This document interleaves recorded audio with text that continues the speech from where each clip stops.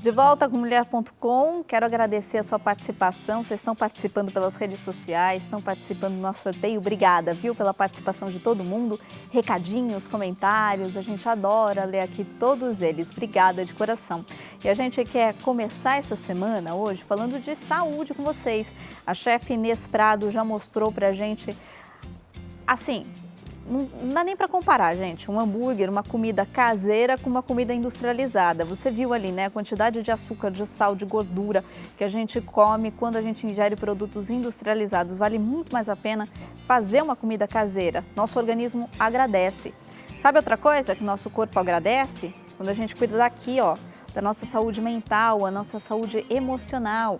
Em janeiro, não sei se você sabe, mas foi criada em 2014 uma campanha que chama Janeiro Branco, que é exatamente sobre a conscientização sobre a nossa saúde mental, o quanto é importante a gente olhar para ela, porque a gente olha para o nosso estômago, para o nosso coração, para o nosso pulmão, para a nossa pele, e quando a gente fala de saúde emocional, às vezes fica naquele campo da frescura, sabe? Que não precisa olhar para isso. Imagina, tá triste por quê? Para com isso. Isso é falta de fé. Será?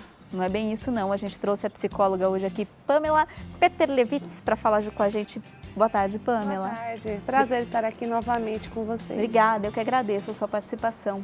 Pamela, você sente isso, que às vezes nós todos, a gente negligencia a nossa saúde mental? Com certeza, né? Essa campanha ela veio justamente para conscientizar essa negligência que a sociedade faz consigo mesmo. Porque quanto mais o tempo passa, mais difícil fica para poder resolver essas questões e dificulta a sua qualidade de vida, né? Por que a gente tem medo de olhar para a nossa saúde emocional, para os nossos sentimentos? Porque tem que trabalhar isso, né? E ninguém quer mexer. Eu sempre gosto de falar, né, que tem que matar os monstrinhos.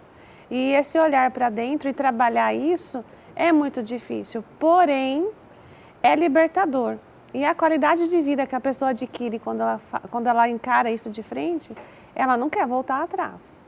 Mas até ela tentar fazer isso, ela vai... Se a gente está com gripe, a gente vai lá, toma um remedinho, um comprimido. Se está com febre, toma um antitérmico. Se está com dor de estômago, toma um remédio ali. Sim. A nossa emoção, com os nossos sentimentos é um pouquinho diferente, né? Sim, depende muito mais de nós. Depende, né? E eu sempre falo que o sofrimento é um trabalhar de Deus na vida da pessoa. Né? Ela, mediante o sofrimento, ela fica mais vulnerável e existe aí um aprendizado. E se ela aprende, ela se cura. Se ela não aprende, ela vai continuar naquele sofrimento até aprender. Aliás, foi bom você ter falado isso, porque às vezes a gente sente culpa. Sim. Fala, poxa vida, mas tá tudo bem na minha vida.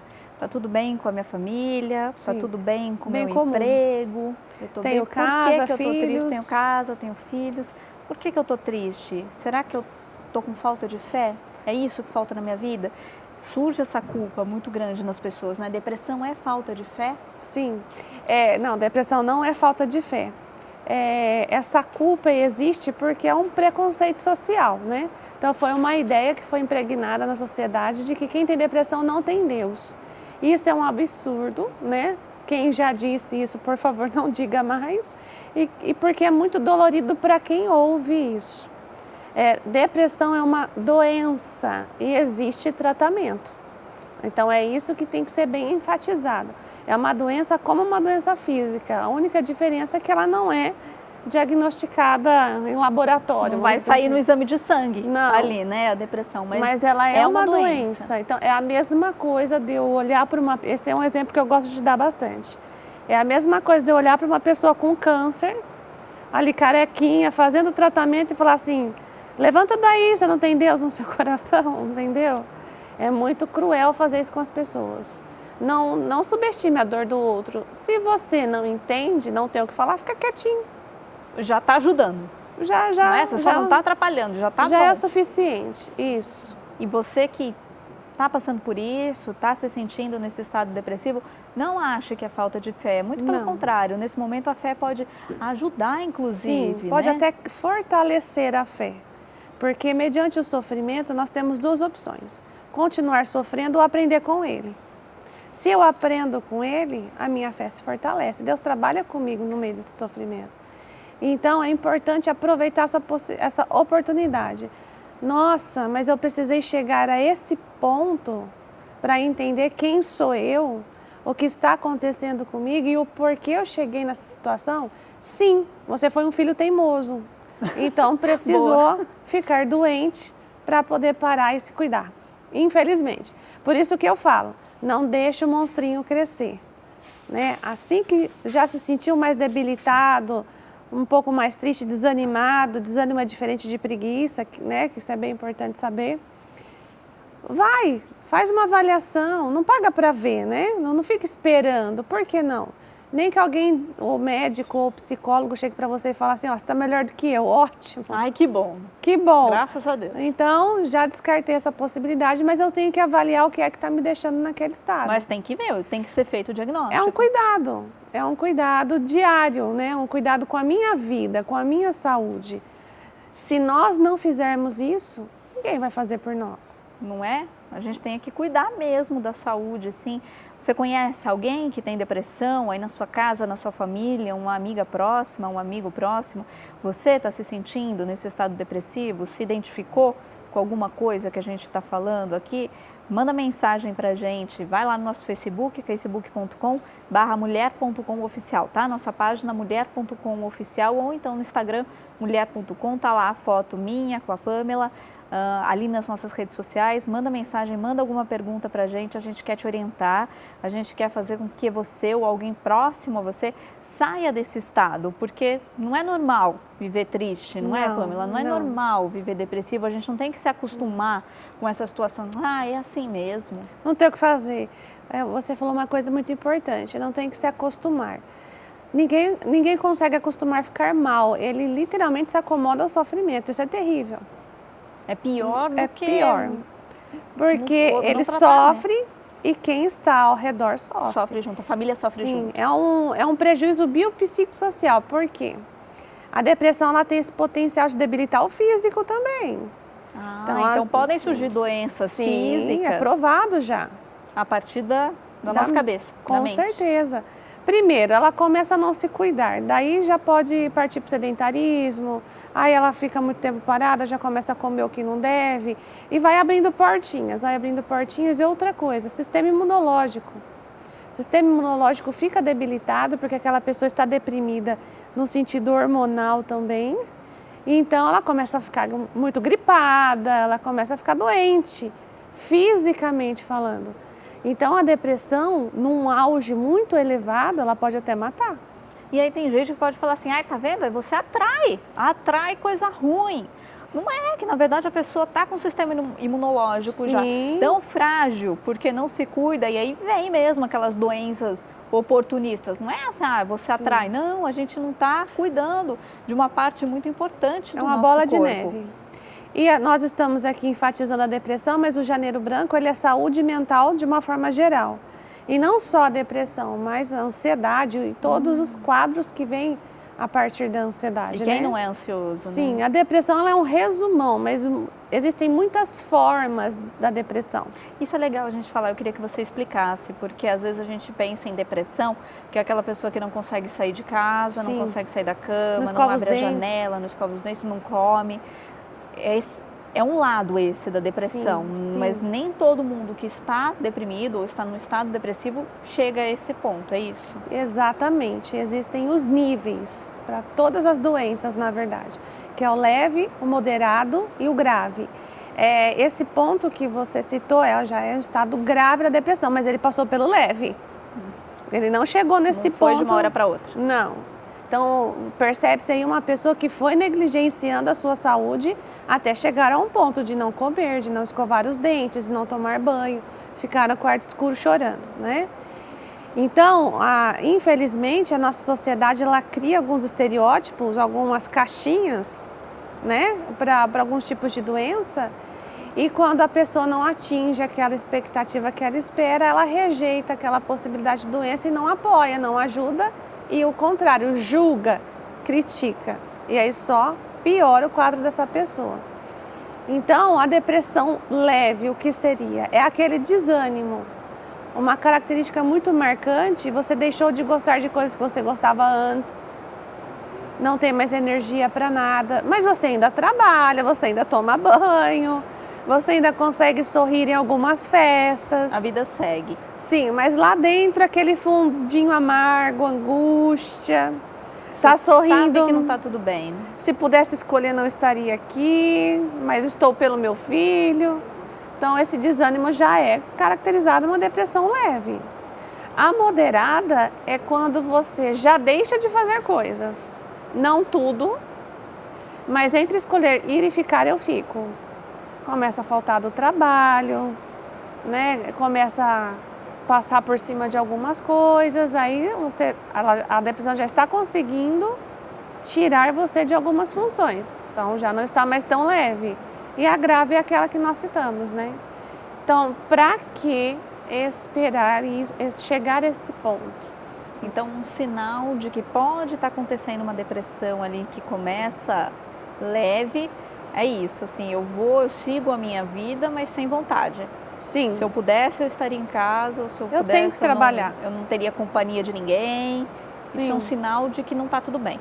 Sim, e aí o que acontece? Ela começa a ficar desanimada com tudo, inclusive com a fé. Então ela deixa de falar com Deus, ela deixa de ir no lugar que ela gosta, numa missa, num culto, ela vai deixando de participar das coisas. Para você ver, não é a ausência de Deus, Deus não se afasta de ninguém, eu acabo me afastando da presença de Deus.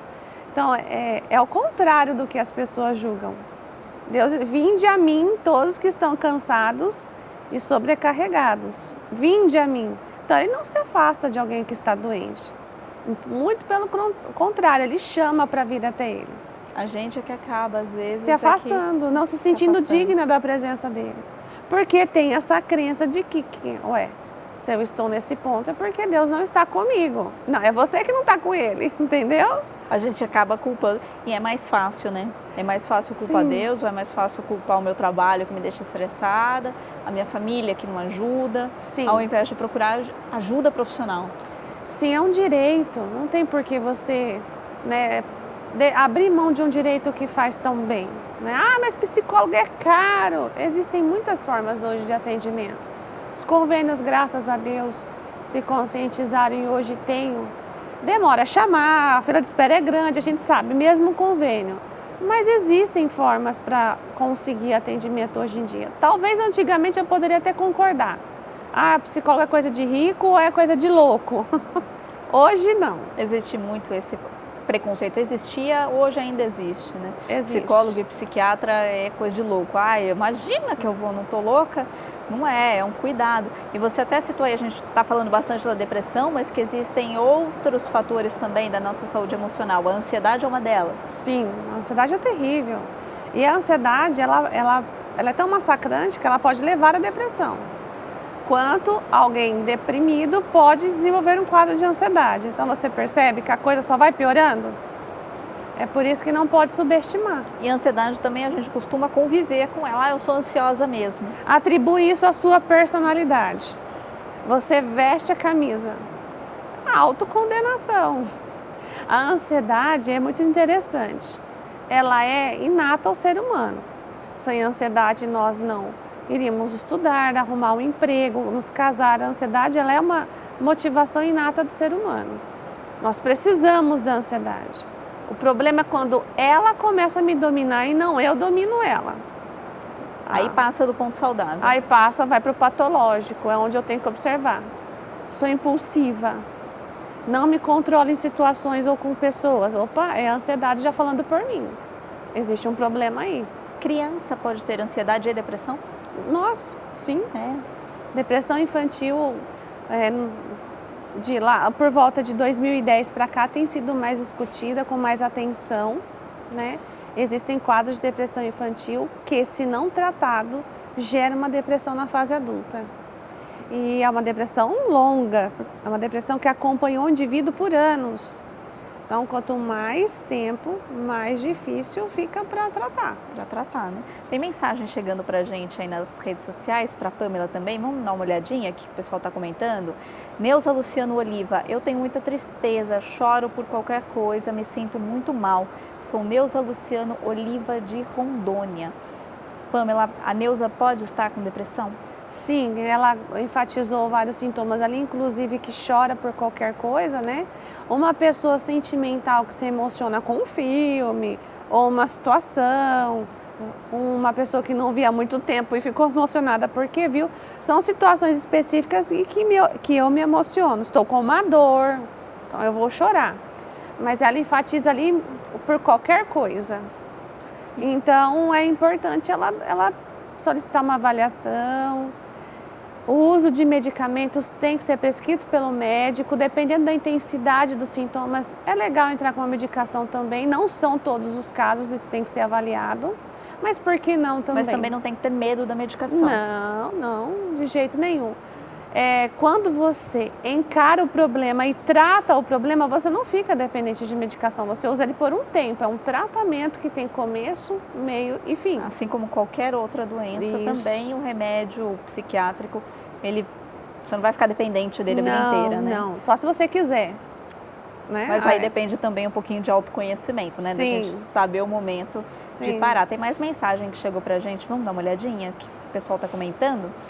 Maria José Deliberto, oi meninas, estou nessa tristeza que vocês falaram, com perda da audição, gripe que não sara, mas vou sair dessa. Vai sim, Maria José. Amém. E é o que a gente falou, né? É uma doença psicológica que acaba trazendo também a doença física. A gripe que não passa pode ser esse sistema imunológico debilitado. Que nós chamamos de somatização, né? A psicossomática. Tem uma frase da psicossomática que eu gosto muito. Quando a boca cala, o corpo grita. Então, Boa. Às vezes, ela está se negligenciando há muito tempo e o corpo já está respondendo. Olha, ninguém mais vai ficar quieto aqui. Se você não fala, eu falo. O seu corpo pede ajuda também. Se você não falar, eu vou falar, entendeu? E é um grito de socorro, literalmente. Tem que procurar ajuda para não ficar pior, por favor. Procura ajuda, Maria José. Seu corpo já está te pedindo ajuda, então procura mesmo ajuda. Tem mais mensagem que chegou pra gente. Vamos dar uma olhadinha? Ângela Reale. Oi, Pamela, boa tarde. Como fazer para passar essa tristeza que invade a alma? Sim, isso é muito forte. Primeiro, essa tristeza que invade a alma, ela tem porquês. Né? Nada é do nada. Existem porquês. Então, e já está num ponto, você vê como ela fala com muita intensidade, que invade a alma. Eu imagino como está essa tristeza. Ela está num grau de sofrimento muito alto. Sim, tá doendo bastante. Então, qual é o processo? Olhar para dentro. E por que a gente enfatiza que um profissional é importante para isso? Porque quando eu estou envolvida na emoção, dói. Então, eu evito dor. Isso é natural do ser humano. Então, eu não consigo me tratar, me autoanalisar sozinho. O profissional que não está envolvido com a sua dor, ele consegue ajudando você a entender, né, no caso dela, a entender os porquês dessa tristeza, o que aconteceu ao longo dos anos que a fez se sentir assim, e não só entender a parte prática e o que fazer com isso. Né? Então, cada pessoa, cada caso é um caso, é as tristezas dela. Então, uma orientação de uma forma geral é buscar a ajuda e o autoconhecimento. Eu não sei se é o caso de alguma das nossas telespectadoras aí que mandaram mensagem, ou de alguém que está assistindo a gente, mas que de repente está passando por um processo de luto. Como é que a gente diferencia a depressão da tristeza momentânea? O luto, por exemplo, é uma tristeza, mas que na maioria dos casos passa. A gente vai resolvendo isso, né? Como é que diferencia isso de depressão? Muito importante. 2 palavrinhas chaves para nós entendermos o que é momentâneo e o que é algo patológico. Intensidade e frequência. Né? Então, assim, perdi alguém, doeu muito, alguém muito importante na minha vida. Você vai chorar, vou sentir tristeza, vou sentir saudade, mas isso tem que passar. Não é esquecer a pessoa, mas você consegue voltar a conviver, voltar a viver de uma maneira tranquila. Quando lembra, sente tristeza, mas consegue, né, continuar a vida. Agora, se passaram 2 meses, 3 meses, 4 meses, e você continua com aquela dor intensa, com aquela saudade, com aquele inconformismo, intensidade e frequência. Então, a intensidade está elevada demais e a frequência já passou do esperado. Tem que procurar ajuda. Uma orientação rápida. A família deve apoiar? Nossa, né, eu sempre falo para os pacientes, se todos os pacientes tivessem a família como alguns dos meus têm, e alguns eu preferia que não tivessem, seria muito bom. O apoio da família é fundamental. Mas tem um detalhe, a família tem medo de ser manipulada pela pessoa que está doente. Então eles começam a falar que é frescura, você não sai dessa porque você não quer, entendeu? Começa a julgar, subestimar e na intenção também de querer levantar a pessoa, né? Tem uma boa intenção escondida ali. É uma forma muito errada de encorajamento. E aí você dá a culpa de presente para quem já está sofrendo. Então apoie, olha, estou aqui, não sei o que te dizer, mas eu estou aqui. Né? Quer que eu marque um médico para você? Você quer que eu vou com você na consulta? Você quer que eu te ajude com X para comprar um medicamento?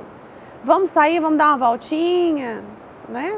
Você não pode ficar sozinha, eu vou ficar quietinha aqui com você. Então, assim, quem quer, ajuda. E não precisa ser psicólogo para fazer isso, é só ter amor e bom senso. Né? E não atrapalhe, por favor. Sim. Não é? Apoie a pessoa que está junto com você, porque quem não tem depressão, uma ansiedade muito grande, não entende o que é isso. Então, o mínimo que a gente pode fazer é estar ali, apoiando, Estar ali, sim.